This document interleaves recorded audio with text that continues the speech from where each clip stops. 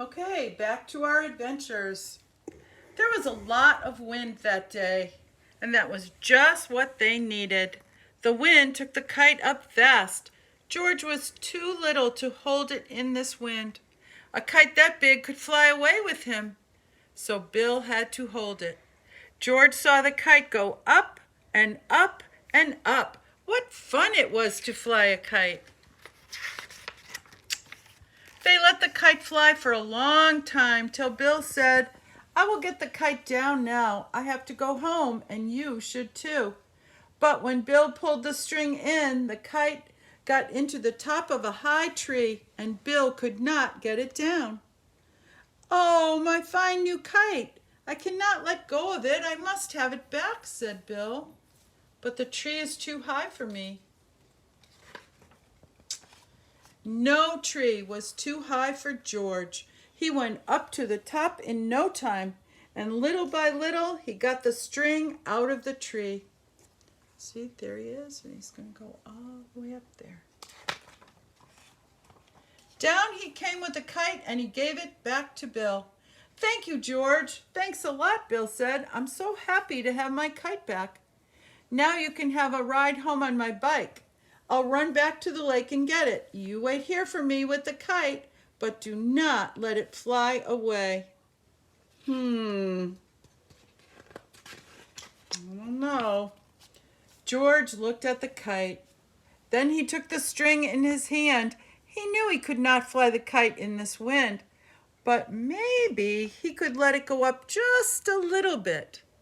George was curious. He let the string go a little, and then a little more, and a little more, and a little more. When Bill came back, there was no kite. There was no George. "George," he called, "where are you?" Then he looked up. There they were, way up in the sky. Bill had to get help fast. He would go to the man with the yellow hat. The man would know what to do.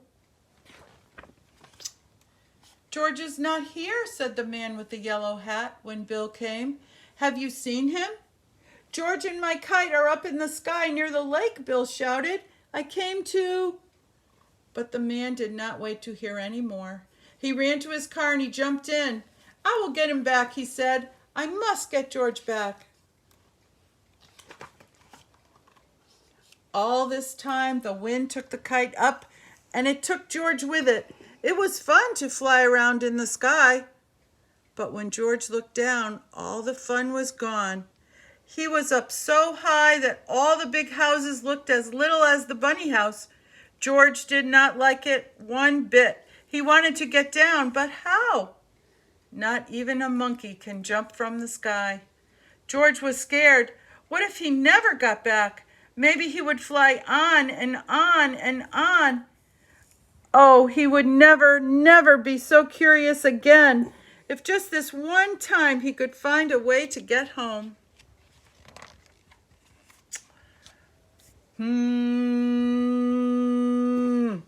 What was that? George could hear something.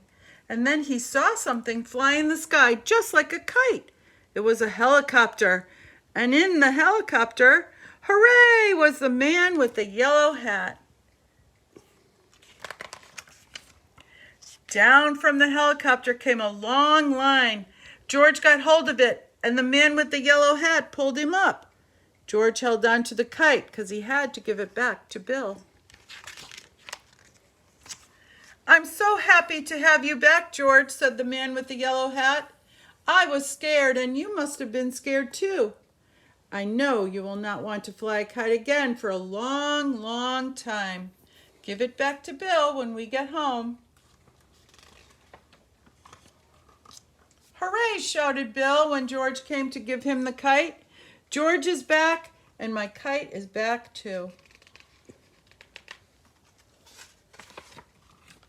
And then Bill took George by the hand and went with him into the little garden, and from the little garden into the big garden where the bunny house was. "Here's one of my baby bunnies," Bill said.